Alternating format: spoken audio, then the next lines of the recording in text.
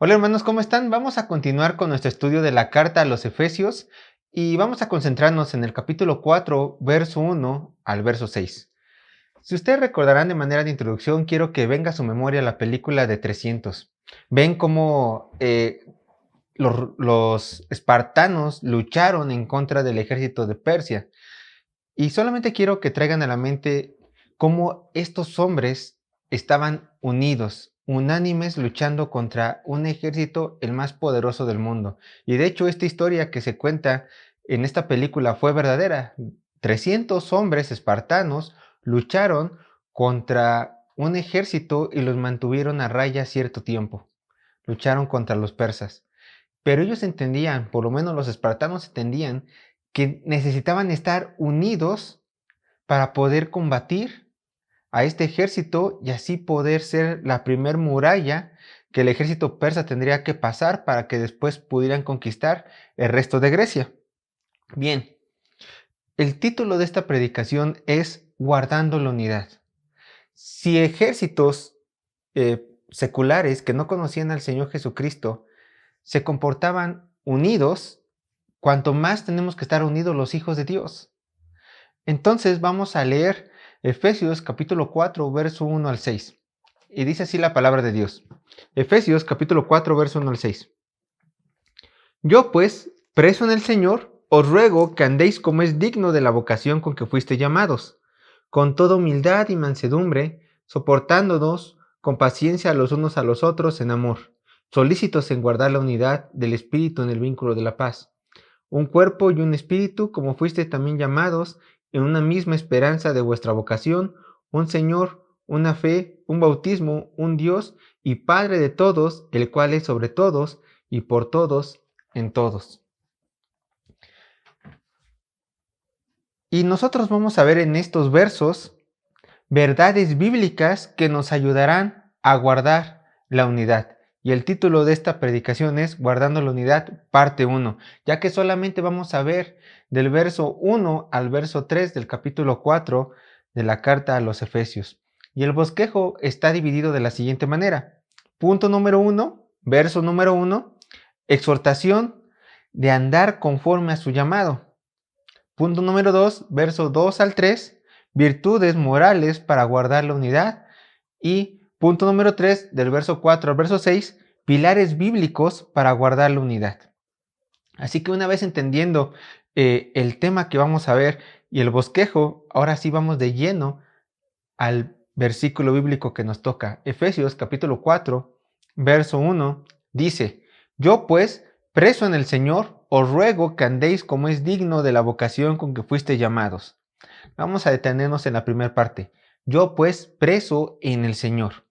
Y una vez más, el apóstol le recuerda a los efesios la situación en la cual él se encontraba, preso. Por supuesto, no lo decía para reprochárselos, sino para animarlos, ya que Pablo consideraba sus prisiones como un galardón más a su favor. Los romanos y los judíos le podían decir al apóstol, Pablo, no te goces de tus padecimientos, mejor que te dé vergüenza por creer en ese tal Jesús que murió en una cruz.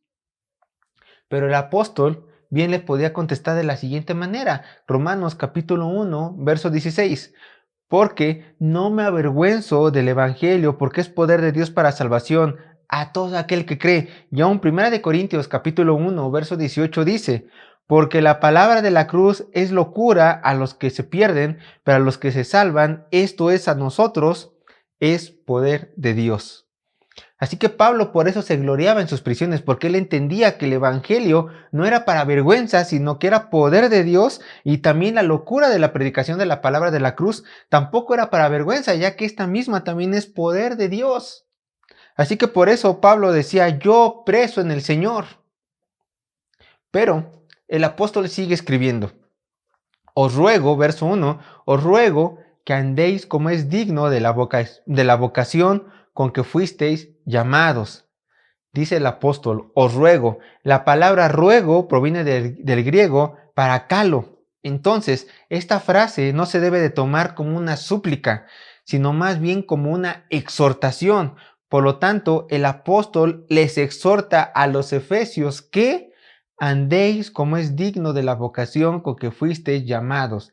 Andéis, del griego peripateo, que quiere decir conducir, pudiéndose aplicar conducir su vida. Y vocación también se puede traducir como llamado.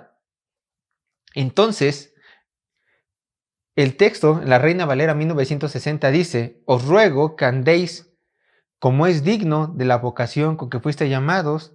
También se puede traducir de la siguiente manera, los exhorto que conduzcan su vida como es digno del llamado con que fuiste llamados. Ya le da una entonación distinta.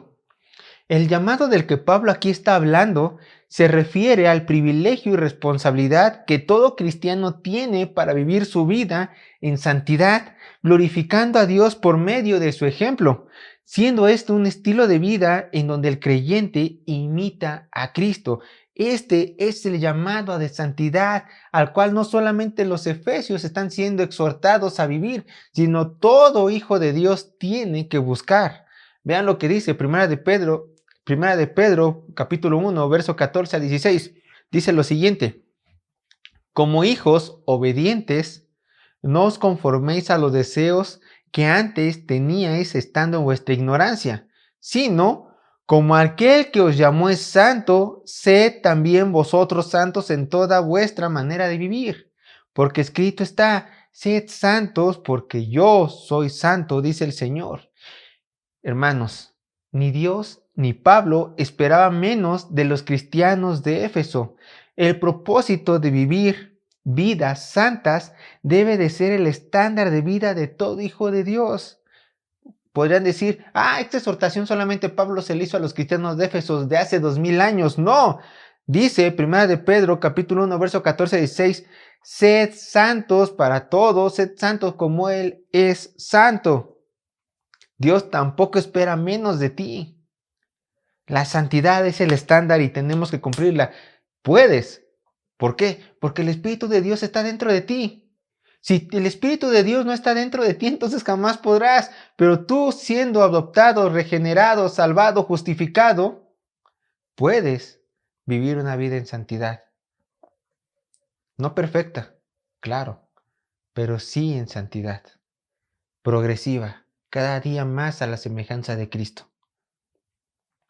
Permítame decirles que aunque sí es la voluntad de Dios que los cristianos vivan vidas conforme a su llamado, o sea, en santidad, imitando a Cristo, glorificando por medio de nuestro testimonio a Dios, Pablo tenía un propósito en mente, el cual se muestra en el verso 3.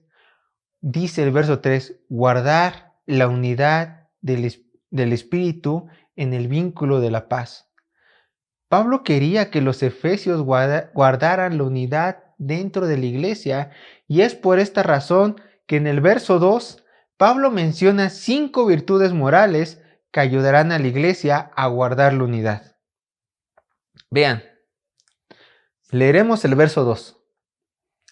Y esta es la razón por la cual Pablo decía, vivan su llamado. ¿Por qué? Porque al vivir su llamado ustedes podrán cumplir con estas 5 virtudes morales para guardar la unidad dentro de la iglesia.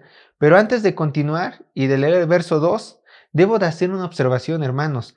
En las iglesias actuales se tiene la costumbre de hacer actividades para mantener unida a la iglesia, y los líderes de dichas congregaciones, por supuesto, aseguran que estos programas son indispensables para fomentar la unión, la unidad. Estas iglesias buscan desesperadamente hacer reuniones de mujeres, reuniones de varones, reuniones de jóvenes, reuniones de casados, reuniones de solteros, cenas de Navidad, tardes de película, cafecito en la mañana, cafecito en la tarde, cafecito en la noche. Pero Pablo no habla de programas, sino de cualidades morales. La unidad debe de nacer del interior del cristiano y no de lo exterior.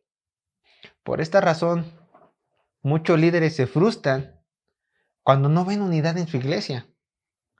Porque dicen, nos esmeramos tanto en atraer a la gente, nos esmeramos tanto en estas tardes de películas, nos esmeramos tanto para que los casados convivan, para que los solteros convivan, y no hay unidad. Por supuesto, nunca vamos a encontrar la unidad en cosas superficiales.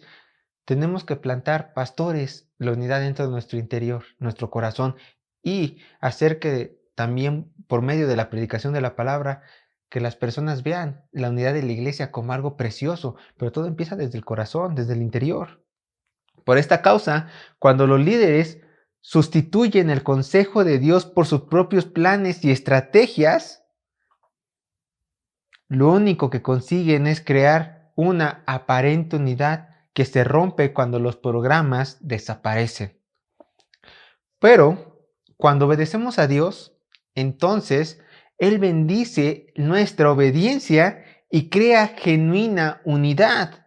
Veamos ahora sí qué dice el verso 2. Efesios capítulo 4, verso 2. Con toda humildad y mansedumbre, soportándoos con paciencia los unos a los otros en amor. Y es aquí donde se describen las 5 virtudes morales que tenemos que tener los cristianos dentro de la iglesia para guardar la unidad. La primera es humildad, con toda humildad, dice el verso 2. Las 5 se encuentran aquí en el verso 2. Humildad. Esta palabra humildad del griego, perdónenme por no saberlo pronunciar, lo voy a hacer lo mejor que pueda, tapeinofrosune, significa literalmente, o sea, humildad, sentimiento de pequeñez.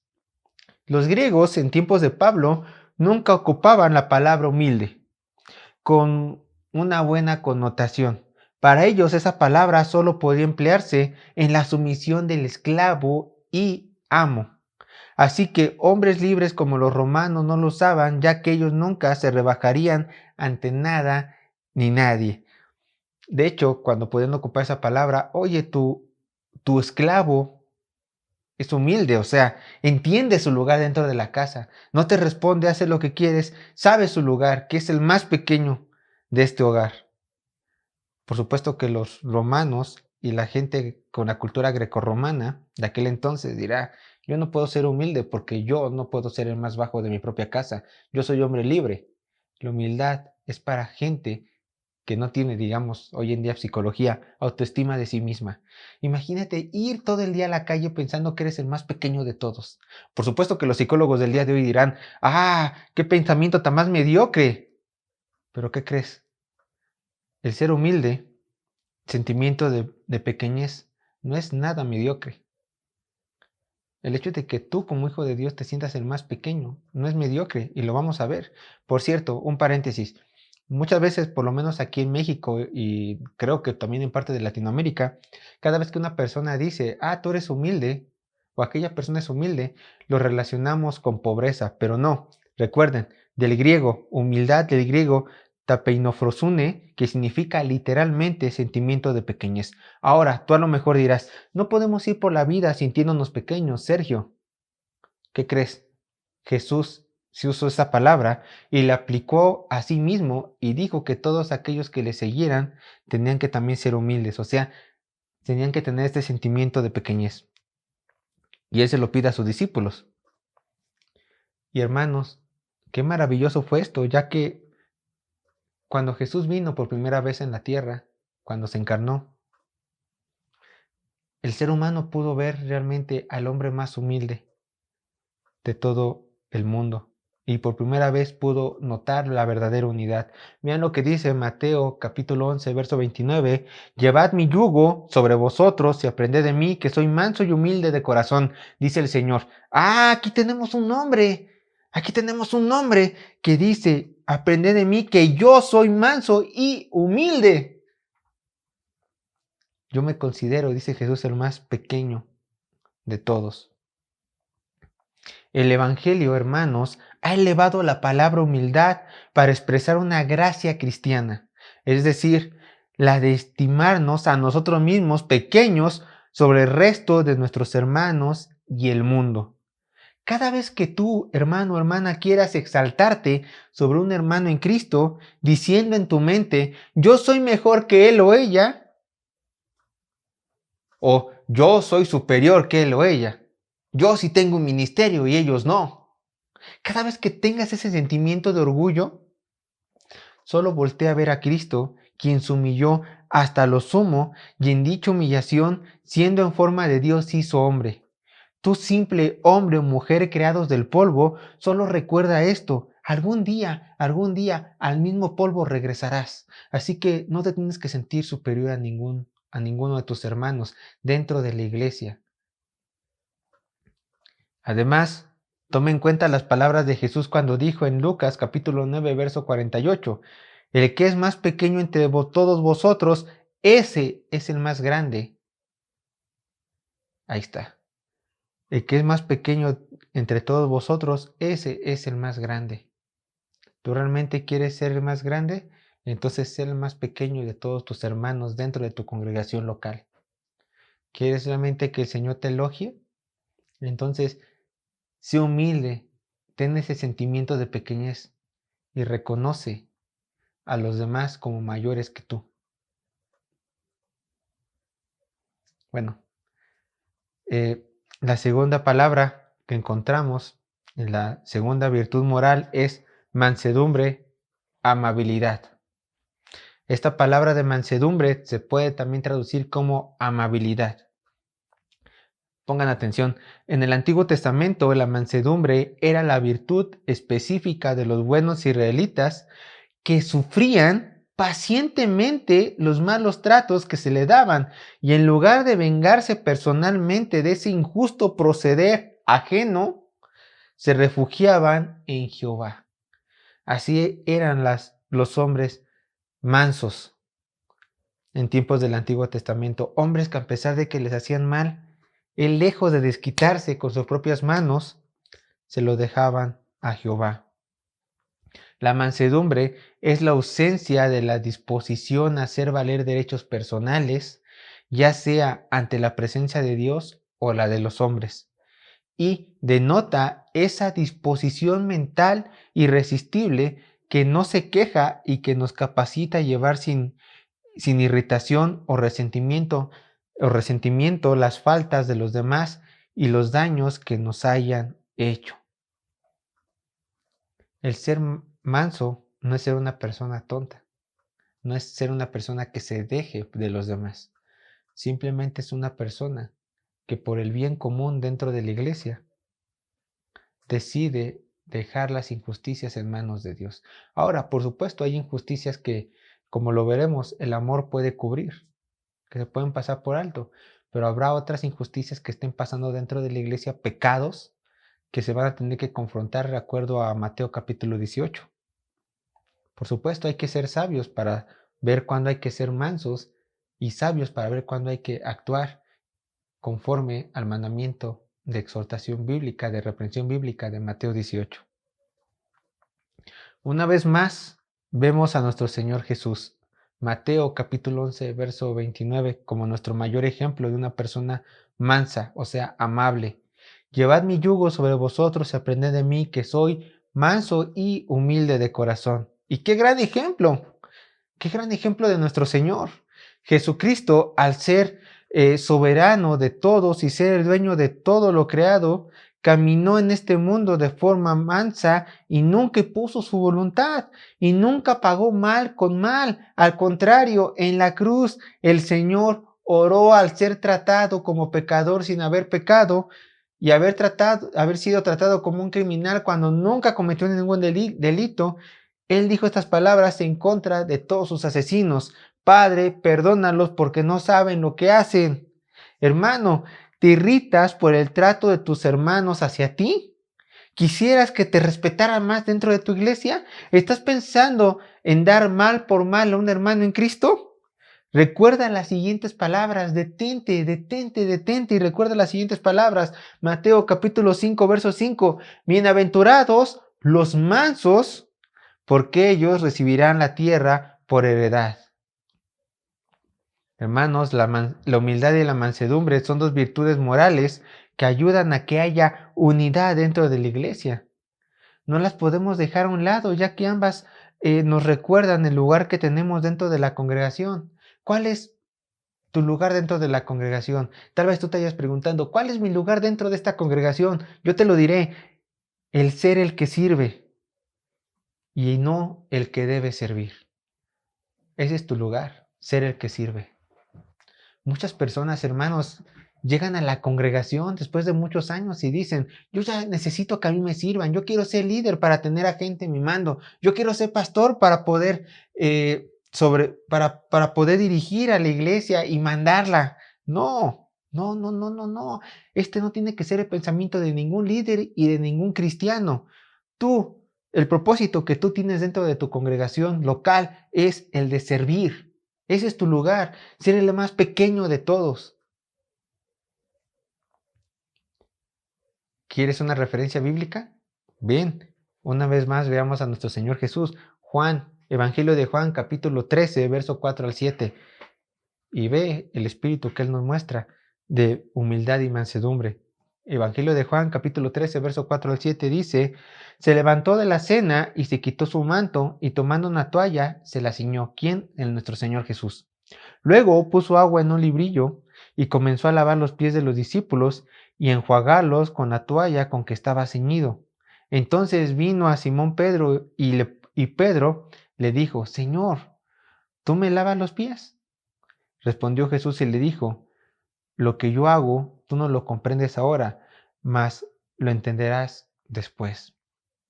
Vemos a nuestro Señor Jesucristo lavar los pies de las personas.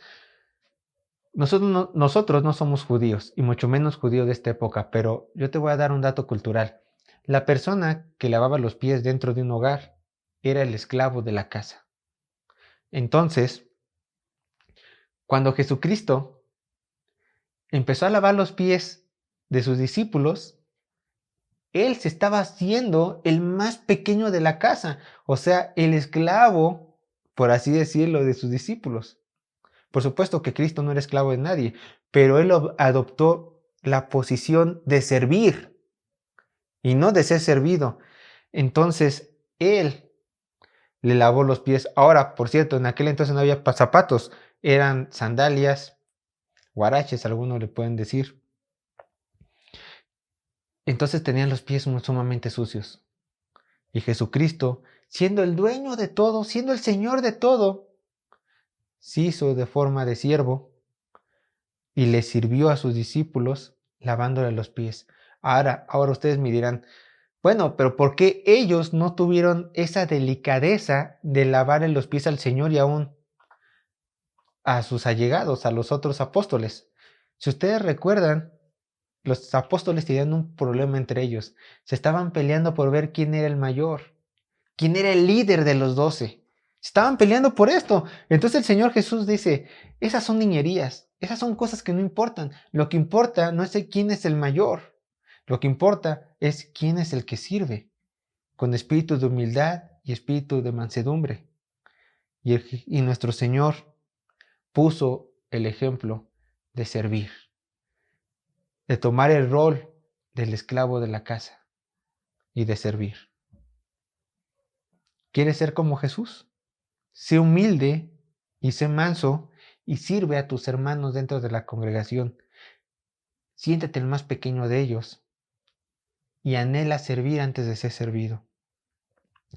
La tercera virtud moral es paciencia, ser paciente.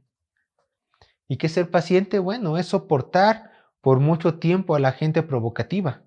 Jesús nos dio el ejemplo de esta paciencia en el tiempo que estuvo viviendo aquí entre nosotros, aquí en la tierra.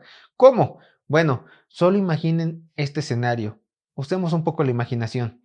Tenemos a Jesús siendo el hombre más santo y puro del mundo, el varón perfecto en todo sentido, el cual no tiene otro deseo más que darle la gloria a Dios en su vida.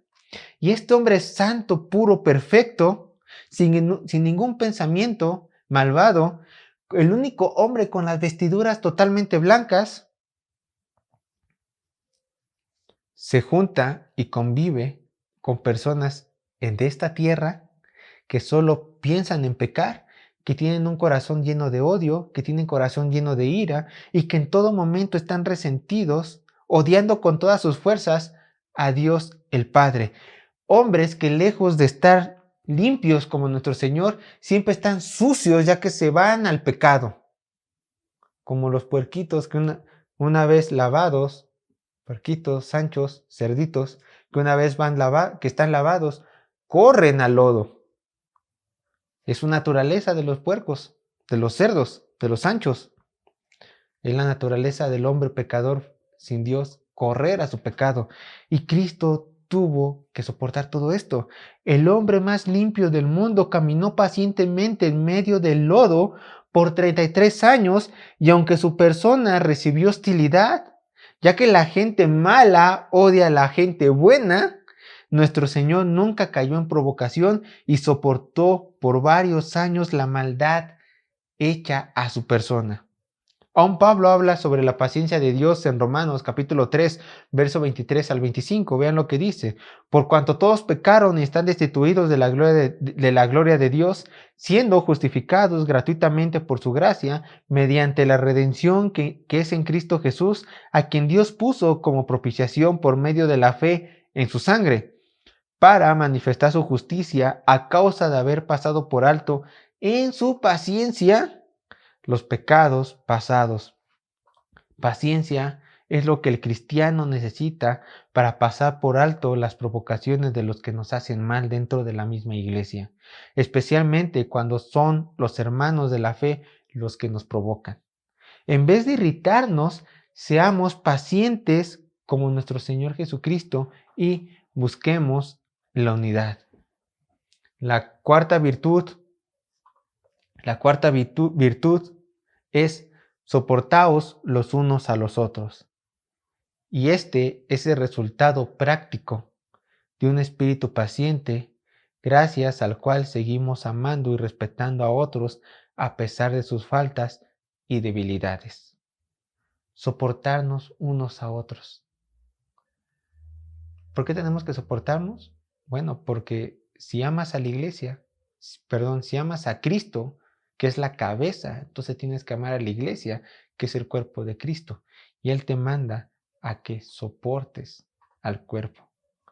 Sabemos que el cuerpo de Cristo todavía está en un proceso de santificación. Aún hay pecado dentro de nosotros. Pero hermano, soporta a tu hermano en Cristo como los hermanos en Cristo también te están soportando a ti. Pero esto tiene que ser cargado con la quinta virtud, la cual es el amor. Y este es la corona de las virtudes que engloba las 4 virtudes anteriores. Si una persona ama, entonces buscará su bien y entonces buscará el bien de su prójimo, de su hermano en Cristo, y se negará a sí mismo en beneficio de su hermano. Vean lo que dice Colosenses capítulo 3, verso 14 al 15. Soportándoos unos a otros y perdonándoos unos a otros, si alguno tuviere queja contra otro. De la manera que Cristo os perdonó, así también hacedlo vosotros, y sobre todas estas cosas, vestíos de amor, que es el vínculo perfecto. Y primera de Pedro, capítulo 4, verso 8, y ante todo, tened entre vosotros ferviente amor, porque el amor cubrirá multitud de pecados. Sin duda, el amor es el lazo divino que ata a la iglesia en unidad, y es el amor a los hermanos lo que nos caracteriza como hijos de Dios. ¿Recuerden? Dice el Señor, en esto conocerán que son mis discípulos, que se aman los unos a los otros. Una de las evidencias de que eres un verdadero cristiano, hermano, como lo dije, es que amas a tus hermanos de la fe. Solo escucha las palabras escritas por el apóstol Juan, también conocido como el apóstol del amor. Vamos a 1 de Juan capítulo 2, verso 9 al 11.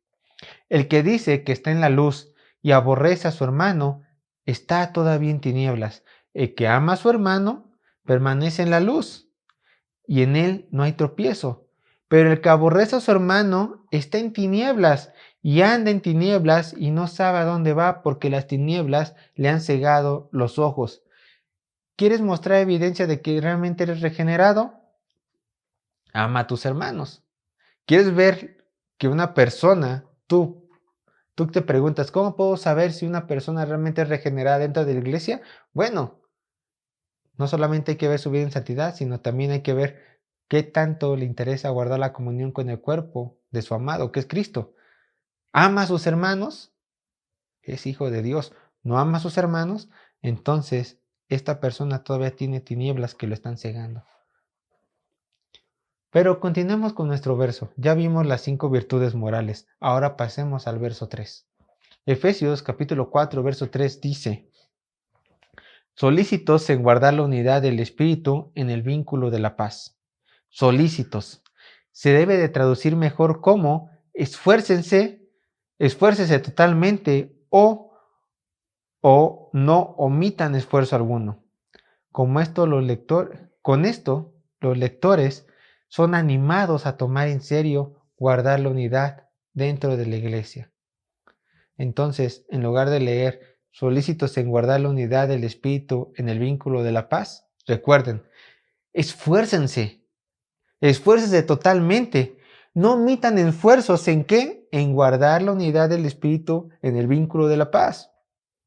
Por cierto, guardar la unidad del espíritu. La unidad de la iglesia nunca, hermanos, pongan atención, la unidad dentro de la iglesia nunca ha procedido del hombre mismo. Por esta causa los programas no sirven. Las reuniones, programas no sirven. Esta unidad proviene de Dios mismo, del Espíritu Santo. La orden no es crea o haz la unidad, sino simplemente la orden es guarda la unidad que el Espíritu Santo de Dios ya colocó en la iglesia. Vean lo que dice 1 Corintios capítulo 12, verso 13, porque por un solo espíritu fuimos todos bautizados en un cuerpo, sean judíos o griegos, sean esclavos libres, y a todos se nos dio a beber de un mismo espíritu. Ahora, ¿qué nos corresponde a nosotros? Bueno, Colosenses capítulo 3, verso 12. Vestidos pues como escogidos de Dios, santos, llamados de entrañable misericordia, de benignidad, de humildad, de mansedumbre, de paciencia.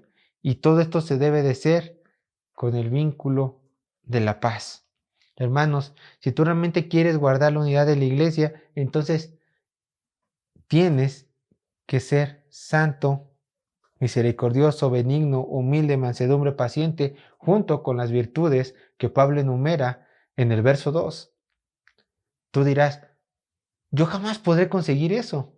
Claro que es imposible, pero si eres hijo de Dios, entonces el fruto del Espíritu Santo, de acuerdo con Gálatas, está trabajando en ti.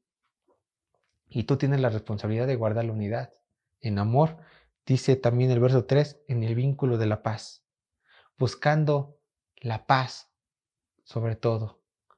Si es posible, la falta de los hermanos, cubrirlo en amor. El amor cubrirá multitud de pecados. Cubrirlo en amor. Y te animo a que busques la paz dentro de tu congregación, unida, junta, unánime. Porque ve lo que dice Mateo 5:9. Bienaventurados los pacificadores, porque ellos serán llamados hijos de Dios. Así es, tú tienes que buscar la paz, no solamente con el mundo, sino también dentro de tu misma congregación. A lo mejor algunas personas podrán decir, bueno, el hacer la unidad, el guardar la unidad dentro de la iglesia, solamente es responsabilidad de los líderes. No, no, no, no. Esta carta es abierta de los Efesios y le está diciendo a todos son responsables de guardar la unidad. ¿Cómo? Ya lo vimos. ¿Cómo guardar la unidad? Con toda humildad, mansedumbre, soportándonos con paciencia los unos a los otros en amor. Y siempre bajo el vínculo de la paz, buscando la paz, siendo pacificadores, demostrando de esta manera que somos genuinos hijos de Dios. Hermanos, no seamos contenciosos, amemos el cuerpo de Cristo y busquemos la unidad, lejos de andar dividiendo a la iglesia. Si estás dividiendo a la iglesia, te exhorto a que te arrepientas, pero si estás buscando la unidad, ¿y de qué mejor manera teniendo estas 5 virtudes? Realmente te animo a que siga así. Dios les bendiga, hermanos.